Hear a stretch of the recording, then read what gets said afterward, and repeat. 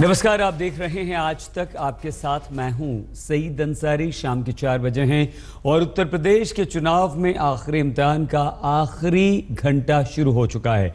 तो इस आखिरी घंटे में आज हम आपको दिखाते हैं यूपी के सबसे बड़े दंगल में दिग्गजों का अंतिम आखिरी दांव।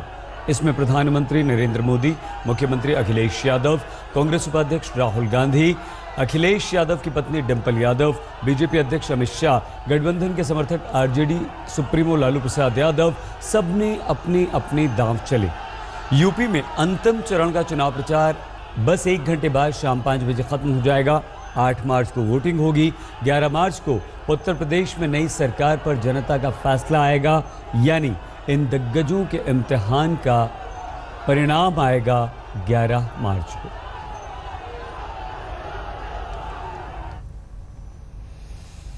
तो वाराणसी में आज प्रधानमंत्री नरेंद्र मोदी लगातार तीसरे दिन रहे और मेगा शो किया। प्रधानमंत्री मोदी ने पूर्व प्रधानमंत्री लाल बहादुर शास्त्री को श्रद्धांजलि अर्पित की। शास्त्री जी की मूर्ति पर माल्यार्पण करने के साथ ही पीएम नरेंद्र मोदी उनके घर गए, जहां श्रद्धांजलि सभा में वक्त बिताया।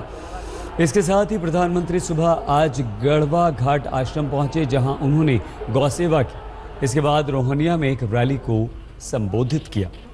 मेरा पेपर इतना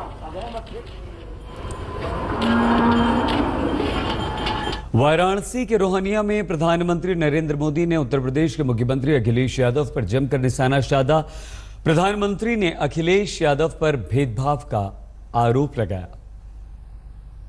2015 में पीसीएस की एग्जाम दी। एक बच्ची होनहार थी, उसने एग्जाम दी, लेकिन रिजल्ट आया तो नापास हो गई। लेकिन वो बेटी बड़ी हिम्मत वाली थी, उसने अपना इरादा बरकरार रखा। उसने आरटीआई में सवाल पूछे, पीछे पड़ गई कि मैं इतना होशियार लड़की हूं, मेरा पेपर इतना अच्छा गया, मैं फेल कैसे हो सकती हूं। आरटीआई ने उसके पेपर को दिया उसको देखने के लिए, और पाया गया कि बद इरादे से उसको नापास कर दिया गया था, नापास कर दिया गया था। और बाद में उसको पास करना पड़ा। वो परीक्षा में पास हो गई। बाद में देखिए, बेईमानी तो अभी शुरुआत होती है, वो यहां पे अटकते नहीं है। पहले लिखित परीक्षा में झूठी तरह नापास किया, पकड़े गए तो गुपचुप उसका इंटरव्यू किया और फिर उसको इंटरव्यू में फेल कर दिया। उत्तर प्रदेश में जो नौकरी चाहते हैं, जो होनहार है, ईमानदार है, क्या उनको नौकरी मिलती है? क्या मिलती है? क्या भेदभाव होता है कि नहीं होता है? अपना पराया होता है कि नहीं होता है? सच्चे लोग रह जाते हैं कि नहीं रह जाते हैं? और गलत लोगों को रोजगार मिलता है कि नहीं मिलता है? भाइयों बहनों, इलाहाबाद कोर्ट ने भी 50 बार इनको डंडे मारे हैं, लेकिन ये सुधरने का नाम नहीं ले रहा। दिल्ली में हमारी सरकार ने निर्णय किया कि हम इंटरव्यू नाम की ये जो बीमारी है, उस बीमारी को हटा देंगे।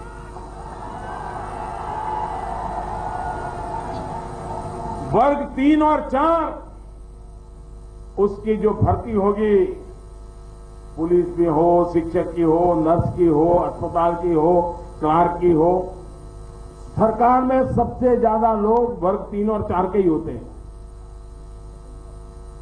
हमने तय किया कि वो जो एग्जाम देकर के पढ़ करके आए हैं वो, और जो उनकी लिखित परीक्षा होगी वो, कंप्यूटर तय करेगा सबसे ज्यादा मार्क्स किसके आए हैं, और कंप्यूटर ही तय कर देगा कि इसको नौकरी दे दो। कोई इंसान बीच में आएगा ही नहीं।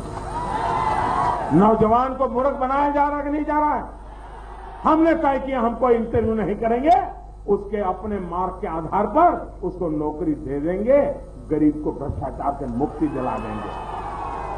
हमने अखिलेश जी को कहा कि भाई आप भी लागू करो, उन्होंने लागू नहीं किया। क्यों? क्योंकि उनको तो भेदभाव करना ही करना था। पिछले 15 साल में एक पूरी पीढ़ी को इन लोगों ने तबाह कर दिया है। भाइयों बहनों, अब हमारी पीढ़ियों को और तबाह नहीं होने देना। बहुजन समाज पार्टी की अध्यक्ष मायावती प्रेस कॉन्फ्रेंस कर रही हैं। सीधे लखनऊ लिए चलते हैं। आखिरी चरण का अर्थात 7वें चरण का प्रचार कुछ ही समय के बाद बंद हो जाएगा और अभी तक जिन 6 चरणों का मतदान हो चुका है उसकी पार्टी के जिम्मेवार लोगों द्वारा व अन्य और खास सूत्रों द्वारा भी मिली रिपोर्ट काफी ज्यादा अति उत्साहवर्धक व अति उत्तम है और मुझे 7वें चरण का भी वोट पड़ने के बाद इसकी भी लगभग यही रिपोर्ट मिलने वाली है और इसी आधार पर आज मैं आप लोगों को पहले से ही एडवांस में ये बता देना चाहती हूँ कि बीएसपी के इस चुनाव में भारी बहुमत के साथ ही अपनी अकेले ही पूर्ण बहुमत की सरकार बनने के लिए जा रही है और अब बीजेपी व सपा कांग्रेस गठबंधन इस चुनाव में केवल दूसरे व तीसरे नंबर पर आने के लिए ही ये एक दूसरे से ये चुनाव लड़ रहे हैं। इसलिए बीजेपी ने उनको ये मालूम है कि वो जो उनका सपना था सरकार बनाने का वो चकनाचूर हो गया। वो जानते हैं कि वो अब वो सरकार बनाने की लाइन में नहीं है, तो उनको ये लगा कि जब सरकार बनाने की लाइन में नहीं है और ये सपना क्या देख रहे थे सन 2019 का लोकसभा आम चुनाव का, इस चुनाव को सन 2019 के लोकसभा आम चुनाव से जोड़कर बीजेपी चल रही थी और इनका सपना क्या था कि उत्तर प्रदेश में पूर्ण बहुमत की बीजेपी सरकार बनाएगी और फिर इसी को ही अगले लोकसभा आम चुनाव का सन 2019 का इसी को ही लोकसभा का चुनावी मुद्दा बनाकर वो पूरे देश में जाने वाले थे। लेकिन बीएसपी की वजह से इनका ये सपना यहीं ब्रेक हो गया, टूट गया बुरी तरीके से और इनकी उम्मीदें सन 2019 में जो लोकसभा का आम चुनाव होने वाला है उसमें भी टूट चुकी है। उनको मालूम है कि सन 2019 के लोकसभा आम चुनाव में भी अब ये सत्ता में आने वाले फिर से नहीं है। इसलिए उनको लगा कि जितना भी धन इकट्ठा करना है आगे के लिए, कुछ तो इन्होंने नोटबंदी का फैसला लेने से 10 महीने पहले ही कर लिया था। उनको लगा अब सरकार तो वो केंद्र में दोबारा से बनाने वाले हैं नहीं, तो जितना भी इनको धन और इकट्ठा करना है तो और कर लो, क्योंकि यूपी में अब ये पावर में आने वाले नहीं हैं।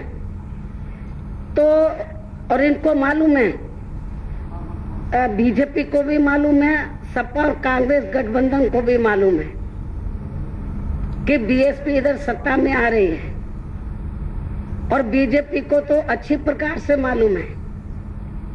इसलिए अब बीजेपी व सपा कांग्रेस गठबंधन इस चुनाव में केवल दूसरे व तीसरे नंबर पर आने के लिए ही ये एक दूसरे से ये चुनाव लड़ रहे हैं। अब इन दोनों का चुनाव हो रहा है कि कौन दूसरे पर आएगा, कौन तीसरे पर आएगा। इसलिए बीजेपी ने चुनाव खत्म होने से पहले ही अर्थात चुनाव के बीच में ही इसी महीने 1 मार्च को उत्तर प्रदेश सहित पूरे देश में घरेलू गैस सिलेंडर की एक साथ ही काफी ज्यादा कीमत बढ़ाने में कुछ भी परहेज नहीं किया है, क्योंकि उनको मालूम है वो सत्ता से जा रहे हैं, बाहर हो चुके हैं। तो उनको लगा जो कमाना है कमा लो, इसलिए उन्होंने सोचा भी इसको देरी क्यों करते हो। तो उन्होंने चुनाव अभी खत्म नहीं हुआ और चुनाव के दौरान ही घरेलू गैस सिलेंडर की कीमत काफी ज्यादा बढ़ा दी। ये इससे भी आप लोगों को पता चल गया होगा। हालांकि इसके लिए भी यानी कि दूसरे नंबर और तीसरे पर अभी में आपस में लड़ाई चल रही है। बीजेपी, सपा और कांग्रेस गठबंधन में, इन दोनों दलों में अब दूसरे और तीसरे नंबर पर आने के लिए लड़ाई चल रही है। हालांकि इसके लिए भी पहले की रेस से तो ये बाहर निकल गया है। हालांकि इसके लिए भी बीजेपी व खासकर प्रधानमंत्री श्री नरेंद्र मोदी ने तथा इनके चेले श्री अमित शाह ने भी